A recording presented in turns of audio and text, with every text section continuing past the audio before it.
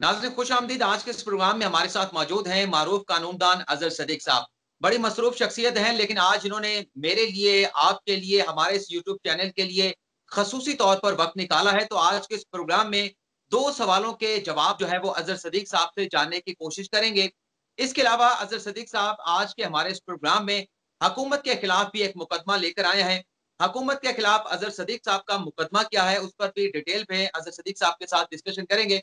लेकिन सबसे पहला जो सवाल है मेरा अजहर सदीक साहब से, अजहर सदीक साहब ये बताएं कि आज जो वफाकी वजीर दाखिला शेख रशीद की जानिब से ये स्टेटमेंट दिया गया है कि वफाकी हुकूमत की जानिब से नवाज शरीफ का जो पासपोर्ट है वो आइंदा साल 2021 के फरवरी के महीने की 16 तारीख को मनसूख कर दिया जाएगा। तो ये जो हुकूमत की जानिब से 45 या 46 रोज का वक्त जो है वो नवाज शरीफ को दिया जा रहा है, इसकी वजह क्या है? जब अदालतों से नवाज शरीफ इश्तिहारी करार पाए जा चुके हैं, तो हुकूमत क्यों नवाज शरीफ को ये 45 से 46 रोज का वक्त देना चाहती है? इसकी वजह आपको क्या नजर आती है? बहुत शुक्रिया यूनान साहब। आई एम सॉरी, आपने पहले भी 2-3 दफा कहा था, वक्त नहीं निकल सका था। लेकिन आज आपने जिस तरह मुझे पकड़ा और जो आप खबर लेने जा रहे हैं, मैं देखिए, मैं बगैर बिला हुज्जत बात को टालते हुए शेख रशीद साहब ने छक्का मारा है। ये तो याद रखिएगा, ये एक तो धमकी दी है नवाज शरीफ को और PMLN को कि भाई उससे पहले पहले अपने मामला निबेड़ दें, अगर आना है पाकिस्तान में जाना है, पासपोर्ट एक्सटेंड करना है, जो कोई भी है वो सारा कर ले। लेकिन असल जो बड़ी खबर है इसमें कि ये कल अंग्रेजी अखबारों में इंग्लैंड के अंदर वहां छपेगी और इंग्लैंड की हुकूमत को एक पैगाम दिया है कि उनका पासपोर्ट खत्म होने जा रहा है, हम उसको एक्सटेंड नहीं करने जा रहे। तो जो पासपोर्ट की मियाद खत्म होने की पहले पहले है ना, नवाज शरीफ साहब को या तो डिपोर्ट कर दे या एक्सट्राडाइट कर दे, उनको एक्सट्रेडिशन का मामला को। और ये एक बहुत बड़ी चालाकी से उन्होंने बड़े प्यार और मोहब्बत से लेकिन छक्का मारा है उन्होंने। और बुनियादी वजह देखिए, बुनियादी वजह समझने की क्या है। अमूमन आपको पता है, जब वीजा लगवाने के लिए जाएं तो 6 महीनों की मियाद कहा जाता है कि कम से कम आपका पासपोर्ट खत्म होने में 6 महीने कम से कम होने चाहिए। उसकी वजह मेरा मल्टीपल वीजा लगा हुआ है इंग्लैंड का। अगर मैं इंग्लैंड जाता हूँ तो 6 महीने से ज्यादा मैं इंग्लैंड में रह नहीं सकता। उस मुल्क से मुझे एक दफा पहले बाहर निकलना है, फिर दोबारा आना है। वाशिद साहब को याद है कि ये अक्टूबर या नवंबर में 2019 में गए थे, तो 6 महीने इनके गुजर गए थे। हुकूमत बरतानिया ने बीमारी या कोई और बहाने की वजह से उनको ऑटोमेटिकली एक्सटेंड कर दी 6 महीने वाली जो ऑप्शन थी। लेकिन वो दूसरी 6 महीने के भी अब खत्म हो चुकी है, वो भी अब खत्म हो चुकी है। और उसको एक्सटेंड करने के लिए आप पिछले दिनों हम सुन रहे थे, मेरे तक भी ये खबर थी, सऊदी जाने की तैयारियां थी उमरा करने के बहाने किसी तरह से। लेकिन असल बात जो थी कि वो अपना जो स्टे जो है ना वो वैलिड करना चाहते थे। वो उसको बुनियादी तौर पर ये कोशिश थी उनकी। लेकिन it's a very dangerous war game, मैं इसको वॉर गेम कह रहा हूँ। अब ये देखना, ये यानी अगर पासपोर्ट ही कैंसिल करना था तो हुकूमत पाकिस्तान किसी वक्त भी पासपोर्ट कैंसिल कर सकती थी।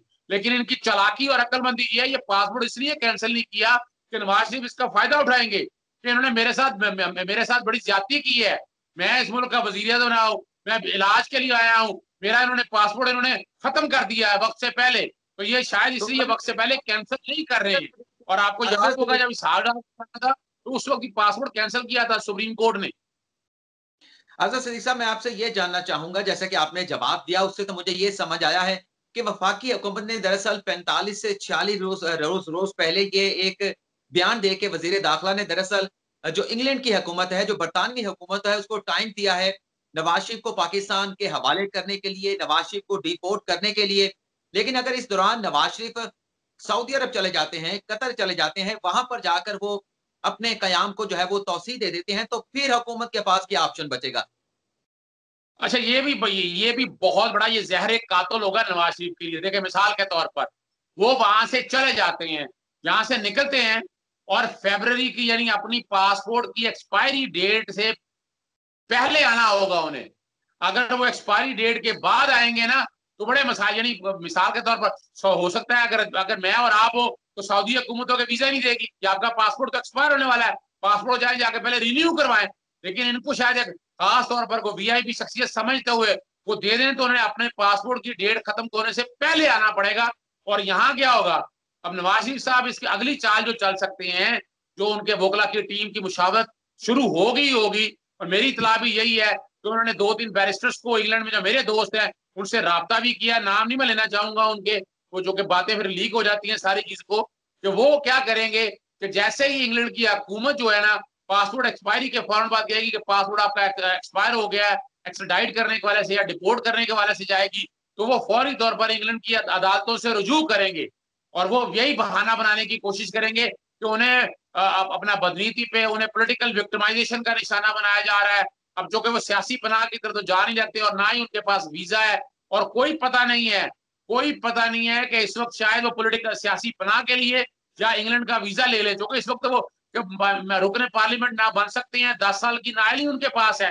बिहाइंड द पिक्चर हो सकता है जो इतने मुतमिन है कहीं ना कहीं ये काम हो रहा होगा कि उनकी बरतानिया की आर्जी सिटीजनशिप या कोई सवाल से कोई ना कोई ऐसा वो केस बनाकर बैठी होंगे कि जब उन्हें अगर पाकिस्तान नहीं आना तो कम से कम अगर पासपोर्ट भी कैंसिल होता है तो पैरेलल वो ये चीज यकीनन करके बैठे होंगे। और वो यानी यहाँ तो मुझे पता है कि उन्होंने इंग्लैंड में जो बैरिस्टर्स है उनसे राब्ता किया है कि अगर ऐसा काम होता है, अगर पासपोर्ट एक्सटेंड नहीं किया जाता और इंग्लैंड की हुकूमत मजबूर करती है उन्हें डिपोर्ट होने या एक्सट्रेडिशन करने के हवाले से, तो बरतानिया की अदालतों में रुजू कर सकते हैं अपने स्टे को एक्सटेंड करने के लिए। जबरदस्त, मतलब आप ये कहना चाह रहे हैं कि नवाज शरीफ के भी ये बात इल्म में होगी कि फरवरी में मेरा पासपोर्ट एक्सपायर होने के लिए जा रहा है। तो इस सारी सूरत हाल को देखते देखते हुए शरीफ खानदान जो लंदन में वहां पर मौजूद है, उनके जो अजीज वहां पर मौजूद हैं, जो दोस्त मौजूद हैं, उन्होंने मुतबादिल हिकमत अमली जो है वो बना रखी है। दूसरा सवाल मेरा अजहर सदीक साहब आपसे ये होगा, चंद रोज पहले मरियम नवाज की जानिब से सखर में एक स्टेटमेंट दिया गया था कि हमारे जो 2 इस्तीफे हैं, जो स्पीकर कौमी असेंबली असद कैसर के पास पहुंच चुके हैं, वो कि वो गलती से पता नहीं किसने भिजवाए हैं स्पीकर कौमी असेंबली के पास। लेकिन मरियम नवाज ने अलल अलान ये कहा था कि मैं ये कहती हूँ कौमी असेंबली के स्पीकर को कि हमारे उन 2 अरकान के इस्तीफे जो है वो एक्सेप्ट कर लिए जाएं। लेकिन आज तो इस सारे मामले का ड्रॉप सीन हो गया। दोनों अरकान मुर्तजा जावेद अब्बासी, डॉक्टर सज्जाद अवान जो है वो स्पीकर के पास गए और जाके कह दिया कि हमने आपको इस्तीफे दिए ही नहीं है, हमने अपने इस्तीफे जो अपनी क़यादत के पास पहुंचे थे। तो ये जो आज ड्रॉप सीन हो गया, तो ये तो कॉल और फेल में तज़ाद नज़र आ रहा है। इस्तीफे देने के दावे किए जा रहे हैं, दूसरी तरफ दावे जो है किस तरह से धरे के धरे रह जाते हैं। आप इस पर क्या कहते हैं? देखिए, आइन के आर्टिकल 64 बड़ा वाज़ेह तौर पर है यार, और ये भी बात हकीकत है आइनी तौर पर कि इस्तीफे जो है ना वो, और ये जो कमाल है ना, यानी ये मैं कह दूं चालाकी कह दूं ना, या मैं कह दूं हमाकत कह दूं, या वहां के अमीर मकाम नहीं, बकायदा मेरे तक तो इतला यही है कि वहां के जो उनका जो वहां सूबाई क्यादत है ना, सूबाई क्यादत की तरफ से ये भिजवा दिए। और चूंकि ये देखे ना, स्पीकर को जो रूल 43 है, नेशनल असेंबली के रूल्स है, उसके बाद स्पीकर को इख्तियार है कि जब इस्तीफे आए और ये इस्तीफे जो कि एड्रेस किए गए हैं स्पीकर के नाम पर और दस्तखत से लिया है, सिर्फ इस बुनियाद पर कहकर कि ये इस्तीफे हमने पार्टी क्यादत को भिजवाए, तो उससे कोई फर्क नहीं पड़ता है। स्पीकर तक तो पहुंच गए हैं, उन्होंने वहां जाकर कहा होगा इस्तीफे हम देना नहीं चाहते हैं। ये आपका सजाद अब्बास, ये जो है दोनों मेंबरान ने ये कर बात नहीं बताई होगी, लेकिन हमारे स्पीकर नेशनल असेंबली साहब को मरियम नवाज के बयान को साइड पे नहीं फेंकना चाहिए था। ये मजाक बनाया हुआ है कौम के साथ। क्या पार्टी क्यादत बेवकूफ बनाती है कौम को और बताती है बैठ के जो कहा है वो उनको चाहिए था। पार्टी जो उनके पार्टी के नुमाइंदे हैं उन्हें चाहिए था कि हमारी पार्टी लीडर ने भी कह दिया है हम इस्तीफे हम दिए हैं इस्तीफे और आप कबूल करें। अब स्पीकर को बाकायदा इसकी तहकीक करनी चाहिए और बाकायदा मेरे ख्याल में, मेरी जाती राय के मुताबिक, मरियम नवाज को भी तलब करना चाहिए इस हवाले से कि आप पार्टी की आदत है, क्योंकि पार्लियामानी की आदत के हवाले से ये सारी बातें अब सामने आ गई हैं। पार्टी लीडरशिप की तरफ से अब ये बातें की जा रही हैं। असूली तौर पर तो सीनियर नायब सदर हैं, ये बात अल्टीमेटली शहबाज शरीफ तक आएगी, लेकिन ये बात ये सारी कुरेदनी चाहिए थी। ये तो ये बात नहीं है, ये मजाक बनाया हुआ है, गुड्डा गुड्डी का खेल बनाया हुआ है, कौम को बेवकूफ बना रहे हैं। यानी असूली तौर पर तो आइन के आर्टिकल 64 के तहत मेरी नजर के मुताबिक इस्तीफा तो हो गया। स्पीकर उन्होंने स्पीकर के नाम पर लिखा, अपनी चाहे पार्टी की आदत को भेजा उन्होंने, लेकिन उन्होंने इस्तीफा लिख के भेज दिया कि मैं इस्तीफा दे रहा हूँ। उसकी लैंग्वेज सारी पढ़ लें कि वो इस्तीफा दे रहे हैं और स्पीकर नेशनल असेंबली को एड्रेस किया गया है, तो वो पार्टी क्यादत को एड्रेस नहीं किया गया है।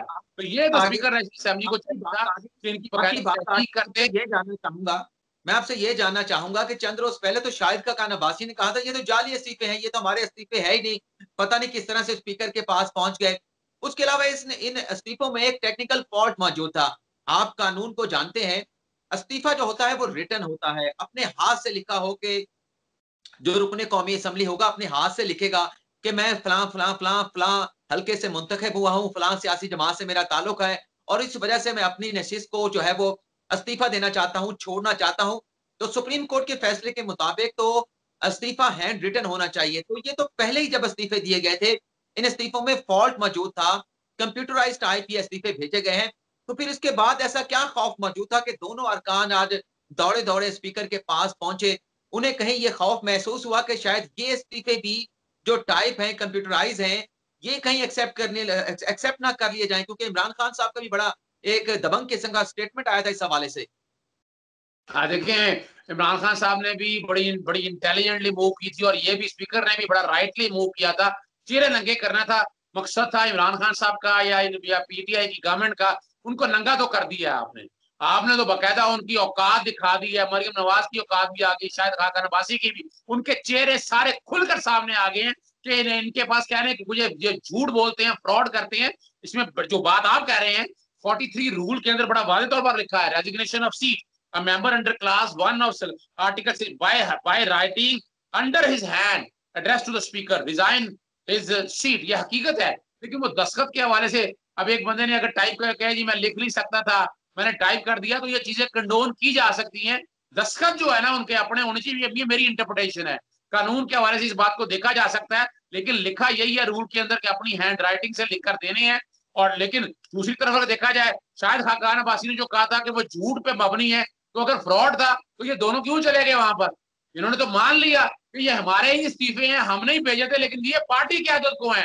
तो शायद खाकान अब्बासी का रोल भी हमें यहाँ हमारे इलेक्शन कमीशन को जागना पड़ेगा। ये छोटी छोटी बातों पर ये सियासी बातें नहीं है, ये आप कौम को गलत बताते हैं। शायद खाकान अब्बासी ने जो कहा गलत है, या मरियम नवाज ने जो कहा है कि जाके इस्तीफे कबूल कर ले, इनमें जो झूठ बोल रहा है उनके खिलाफ एक्शन तो इलेक्शन कमीशन को लेना चाहिए ना, कि पार्टी क्यादत के तौर पर आप बैठ के आवाम को गलत बता रहे हैं, गुमराह कर रहे हैं।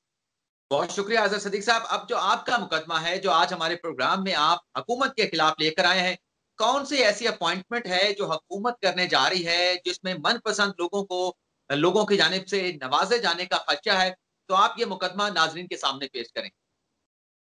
देखिए इमरान साहब, आपको पता है कि मेरिट पेपर जुडिशियल एक्टिविज्म या हम ट्रांसपेरेंसी में बड़ी पुरानी हमारी ये जंग चल रही है। अफसार आलम को जब वो चेयरमैन पैमरा थे, तो इसी बुनियाद पर, फेवरेटिज्म की बुनियाद पर हटाए गए थे। इफ्तिखार मोहम्मद चौधरी साहब के दौर में भी आपको याद है, रऊफ कमीशन का बना था ऑर्डर कि रेगुलेटरी अथॉरिटी में अगर अपॉइंटमेंट करनी है। इसमें बड़ा कमाल की बात है कि शहजाद अकबर साहब को जो अकाउंटेबिलिटी और इंटीरियर के जो है वो स्पेशल असिस्टेंट है, उनको ओगरा की अपॉइंटमेंट करने के हवाले से एक स्पेशल कमेटी बनाई गई, बोर्ड बनाया गया, उनका चेयरमैन बना दिया गया। पहले ये कमेटी बनाई गई, उसको रिकॉन्स्टिट्यूट किया गया 27/11 को, और 18 दिसंबर 22 दिसंबर को बकायदा बुलाया गया। और जो जितना ये प्रोसेस सारा है लोगों का बुलाने का, करने का, इसमें नाम मैं पहले ही आपको बताया था, वो तनवीर अहमद कुरैशी है, जो एडिशनल सेक्रेटरी रहे हैं एनर्जी डिपार्टमेंट के अंदर। उनको बाकायदा यहाँ ओगरा में लाना चाहते हैं मनपसंद, यानी उनको मुंतखब, यानी तय कर लिया कि उन्हीं को लाना है। और उन्हीं के लिए कमेटी शो का नजम कमाल हैदर है, और नजम कमाल हैदर और ये दोस्तियां वगैरह जो सारी है इनकी अपनी आपस में ये दोस्तियां जारी है ना। यानी जो कमेटी भी जो कॉन्स्टिट्यूट की, कमेटी भी ऐसी कॉन्स्टिट्यूट की गई कि जो मुंतखब करना, जो जो चूज करते हैं ब्लू वाइट लोग हैं, उनको बकायदा आएगा। इसीलिए सदर पाकिस्तान को, वजीर आजम को और सेक्रेटरी खजाना को, इन सबको खत लिखा है और ये बताया गया है, जजमेंट्स का जिक्र किया गया है, काजमी की जजमेंट का। अपना आपको पता है, यासीन जब ओगरा की जहांगीर बदर के दौर में जब ओगरा के अपॉइंटमेंट हुई थी, फिर अशरफ टिवाना की जजमेंट का जिक्र भी किया गया। हम इस गवर्नमेंट की जो ट्रांसपेरेंसी का मेयार है, हम चाहते हैं वो मेयार रहे। यानी इस तरह की जो बातें हम सुन रहे हैं या चीजें सामने आ रही है, ये इनका इमेज खराब कर रही है। और इनके अंदर ये इमरान खान के ऐसे लोग जो करीब बैठे हुए हैं, उन्हें बड़ा ध्यान रखना चाहिए कि इमरान ने उन पे अगर कॉन्फिडेंस रिपोज किया है तो शेकन मत करें। ये पसंद और नापसंद का इशू नहीं है। पहले ही आपको याद है कि पेट्रोलियम में जो फ्रॉड हुआ था कीमतों के हवाले से, हाईकोर्ट में जो रिपोर्ट दाखिल की गई है उसमें ओगरा का किरदार सामने आ चुका है। तो ओगरा सारी तबाही की जिम्मेदार है, रूल्स नहीं बनाएंगे। उस रिपोर्ट में अल्लाह बख्श खुदा, अबू बकर खुदाबख्श ने जो बड़ी बात और चीजें कही, तो उसके बाद ओगरा का रोल तो एक बड़ा अहम है, लेकिन ओगरा अपना रोल नहीं अदा नहीं करी। फिर कोई अपने पसंद और नापसंद के लोग, जैसे मेंबर ऑयल आपने लगा दिया और डीजी ऑयल सॉरी आपने लगाया, तो हम सब लोगों के सामने मौजूद है। तो ये जो चीजें है ना, ये अभी भेजा, उनको बकायदा खत लिखा है और रोका है। अगर नहीं बात आएंगे तो ये कहा है फिर आला अदालतों में हम रुजू करेंगे। हम नहीं चाहेंगे कि मेरिट और ट्रांसपेरेंसी हटकर बातें हो सके। अज़हर सईद साहब, बहुत शुक्रिया, आपने अपना जो मुकदमा है हमारे नाज़रीन के सामने रखा है। हम उम्मीद करेंगे कि हमारा ये जो मुकदमा है, जो आपने पेश किया है, अब ये हमारा मुकदमा बन चुका है। उम्मीद करेंगे कि हमारे इस यूट्यूब चैनल के ज़रिए ये जो मालूमात आपने फराहम की हैं कि मौजूदा हुकूमत जो है, इमरान खान तक ये मालूमात नहीं होंगी कि उनके जो नीचे बैठे हुए लोग हैं, एक ऐसे शख्स को मनपसंद शख्स को जो है, तनवीर कुरैशी आपने उनका नाम बताया, चेयरमैन ओगरा जो है वो लगाने जा रहे हैं। आपकी एक स्ट्रगल है कि इस तरह की जो मनपसंद तकर्रियाँ की जाती हैं, जो नेपोटिज़्म किया जाता है, 2008 से मैं आपको देख रहा हूँ, चाहे वो पीपल्स पार्टी की हुकूमत हो, चाहे वो नवाज़ शरीफ की हुकूमत हो, आप ये अलम लेके जो है वो निकले हुए हैं। वे कोई भी ऐसी तकर्री होती है तो आप उसको चैलेंज करते हैं, लेकिन चैलेंज करने से पहले जो मुतल्लिका लोग होते हैं, जो अथॉरिटीज़ होते हैं, उन्हें आप लेटर लिख के आगाह करते हैं। तो ये मुकदमा हमारे तक पहुँच चुका है, हमारे नाज़रीन तक पहुँच चुका है। लेकिन अज़हर सिद्दीक़ साहब, अगर इस पर इसी तरह से अपॉइंटमेंट कर दी जाती है, मैं आपसे इजाज़त लेने से पहले, फिर वही होगा जो शाहिद खाकान अब्बासी के साथ हुआ। जिस तरह से उन्होंने एमडी पीएसए को लगाया और एलएनजी जो एक लिमिटेड कंपनी थी, उसके चीफ ऑपरेटिंग ऑफिसर को बाद में चीफ एग्जीक्यूटिव ऑफिसर लगा दिया गया, मतलब चीफ एग्जीक्यूटिव लगा दिया गया। तो फिर जो नताइज भुगत रहे हैं आज शाहिद खाकान अब्बासी, तो फिर ये तकर्री करने वाले जो चेयरमैन ओगरा की इस तकर्री में मुलविस होंगे, उनका भी नतीजा इसी तरह से हमारे सामने होगा। नैब की पेशियाँ होंगी, नैब की गिरफ्तारियाँ होंगी, एहतसाब अदालत में केस चलेगा, हियरिंग्स होंगी, फैसले होंगे। तो फिर ये सारी चीज़ें इन्हें भी फेस करना पड़ेंगे। लेकिन बहरहाल आपने आज मेरे लिए, मेरे नाज़रीन के लिए, हमारे इस यूट्यूब चैनल के लिए वक़्त निकाला, मैं आपका बहुत मशकूर हूँ। आगे भी आपसे राब्ता रहेगा। थैंक इजाज़त चाहूँगा। अल्लाह हाफ़िज़। बहुत शुक्रिया जी, अस्सलाम वालेकुम।